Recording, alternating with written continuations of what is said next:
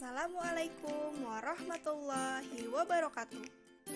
Halo semua, perkenalkan kami dari kelompok 3. Pada video kali ini, kami akan mempresentasikan mengenai model, strategi, dan metode pembelajaran yang inovatif. Kami yang beranggotakan, saya Nurul Maulia Agusti, dan rekan-rekan saya, Safira Putri Salsabila, Ade Fitriana, Vini Sarah Alpian, Siti Firda Hadrianti, Rita Siti Fauziah, Taufik Azizah, dan Mei Indrisari. Selamat menyaksikan. Pengertian model pembelajaran. Model pembelajaran adalah kerangka konseptual yang melukiskan prosedur yang sistematis dalam mengorganisasikan pengalaman belajar peserta didik untuk mencapai tujuan belajar tertentu, dan berfungsi sebagai pedoman bagi perancang pembelajaran dan guru dalam merencanakan dan melaksanakan aktivitas belajar mengajar. Selanjutnya ada jenis model pembelajaran inovatif. Yang pertama yaitu model pembelajaran kontekstual. Contextual teaching and learning adalah sebuah proses pendidikan yang bertujuan menolong para siswa melihat makna di dalam materi akademik yang mereka pelajari dengan cara menghubungkan subjek-subjek akademik dengan konteks dalam kehidupan keseharian mereka, yaitu dengan konteks keadaan pribadi, sosial, dan budaya mereka. Selanjutnya ada model pembelajaran kooperatif. Model pembelajaran kooperatif learning adalah model kooperatif pembelajaran yang terjadi sebagai akibat dari adanya pendekatan pembelajaran yang bersifat kelompok. Selanjutnya yaitu ada model pembelajaran kuantum.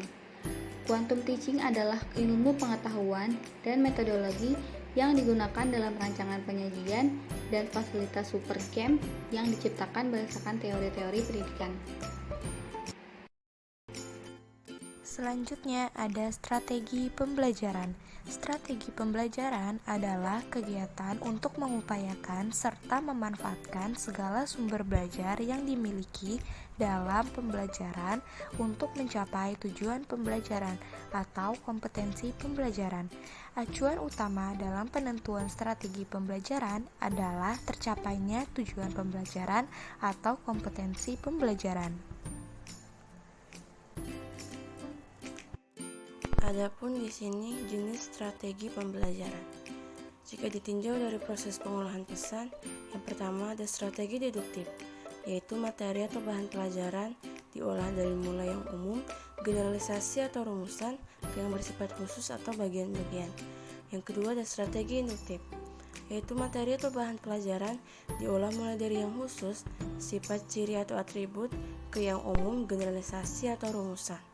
Jika ditinjau dari pihak pengolah pesan, yang pertama ada strategi pembelajaran ekspositori, yaitu bahan atau materi pelajaran diolah oleh guru. Siswa tinggal terima jadi dari guru. Yang kedua ada strategi pembelajaran heuristik, yaitu bahan atau materi pelajaran diolah oleh siswa. Siswa yang aktif mencari dan mengolah bahan pelajaran. Jika ditinjau dari pertimbangan pengaturan guru, yang pertama ada strategi seorang guru, yaitu seorang guru mengajar kepada sejumlah siswa. Yang kedua ada strategi pembelajaran bergu atau team teaching, yaitu dengan pembelajaran bergu, 2 orang atau lebih, guru mengajar sejumlah siswa.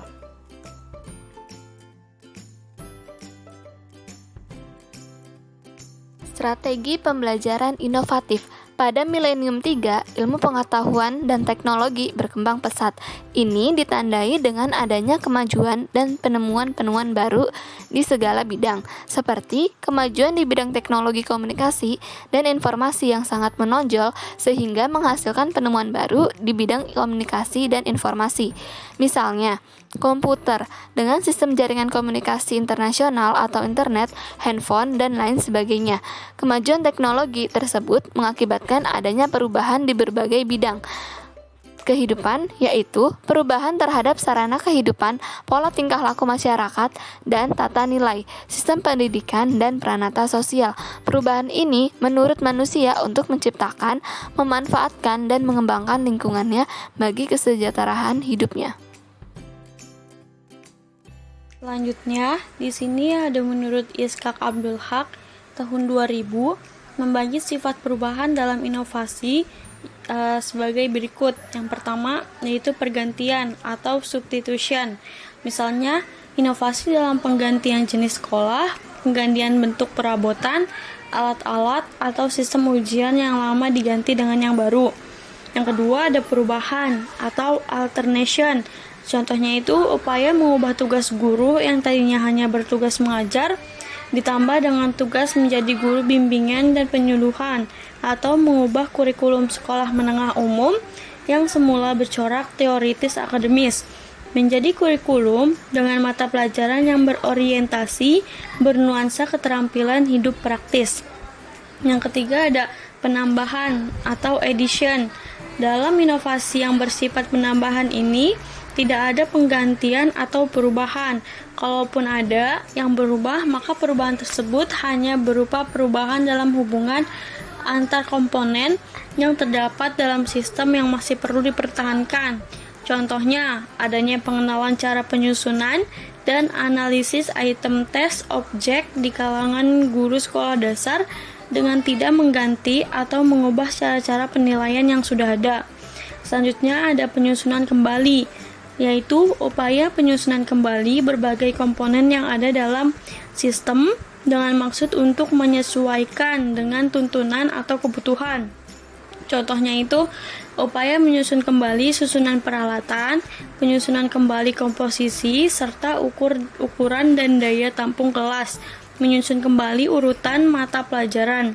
Selanjutnya ada penghapusan, yaitu upaya pembaharuan dengan cara menghilangkan aspek-aspek tertentu dalam pendidikan atau pengurangan komponen-komponen tentu dalam pendidikan atau penghapusan pola atau cara-cara lama. Yang terakhir itu ada penguatan.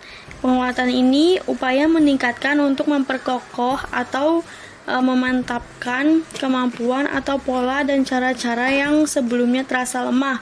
Contohnya, upaya meningkatkan kemampuan tenaga dan fasilitas sehingga bersifat secara optimal dalam mempermudah tercapainya tujuan pendidikan secara efektif. Selanjutnya, metode pembelajaran. Metode pembelajaran adalah suatu cara atau prosedur yang dipakai untuk mencapai tujuan tertentu.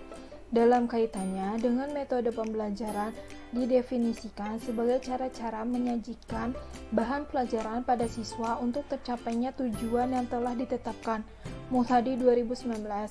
Metode-metode pembelajaran ini dapat digunakan oleh guru untuk mengkreasi lingkungan belajar dan mengkhususkan aktivitas di mana guru dan siswa terlibat selama proses pembelajaran berlangsung. Biasanya metode digunakan melalui salah satu strategi, tetapi juga tidak tertutup kemungkinan beberapa metode berada dalam strategi yang bervariasi.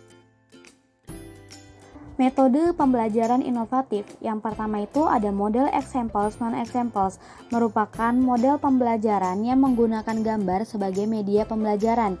Yang kedua ada picture and picture, adalah sebuah model pembelajaran yang menggunakan gambar dan dipasangkan atau diurutkan menjadi urutan logis. Model pembelajaran picture and picture merupakan sebuah model di mana guru menggunakan alat bantu atau media gambar untuk menerangkan sebuah materi atau memfasilitasi siswa untuk aktif belajar. Yang ketiga ada Student Team Achievement Division, merupakan pendekatan cooperative learning yang menekankan pada aktivitas dan interaksi di antara siswa untuk saling memotivasi dan saling membantu dalam menguasai materi pelajaran guna mencapai prestasi yang maksimal. Yang keempat ada mind mapping, adalah sebuah metode untuk mengelola informasi secara keseluruhan melalui pemetaan peta pikiran berbentuk percabangan yang dituangkan langsung ke dalam media tulis, baik kertas maupun digital. Yang kelima ada make image, merupakan model pembelajaran kelompok yang mengajak siswa memahami konsep-konsep melalui permainan kartu pasangan dan menuntut siswa agar dapat menemukan pasangan yang sesuai dengan kartu. Lalu yang keenam ada role playing, adalah metode pembelajaran yang di dalamnya terdapat perilaku pura-pura atau berakting dari siswa sesuai dengan peran yang telah ditentukan, di mana siswa menirukan situasi dari tokoh-tokoh sedemikian rupa dengan tujuan mendramatisasikan, dan mengekspresikan tingkah laku. Yang ketujuh, ada talking stick, adalah suatu model pembelajaran kelompok dengan bantuan tongkat. Kelompok yang memegang tongkat terlebih dahulu wajib menjawab pertanyaan dari guru setelah siswa mempelajari materi pokoknya. Selanjutnya, kegiatan tersebut diulang terus-menerus sampai semua kelompok mendapat giliran untuk menjawab. Dan yang terakhir, ada snowball throwing, adalah metode pembelajaran yang menggali potensi kepemimpinan siswa dalam kelompok dan keterampilan menjawab pertanyaan yang dipadukan melalui permainan imajinatif membentuk dan melempar bola salju. Sekian presentasi dari kelompok 3. Kurang lebihnya mohon maaf. Wassalamualaikum warahmatullahi wabarakatuh.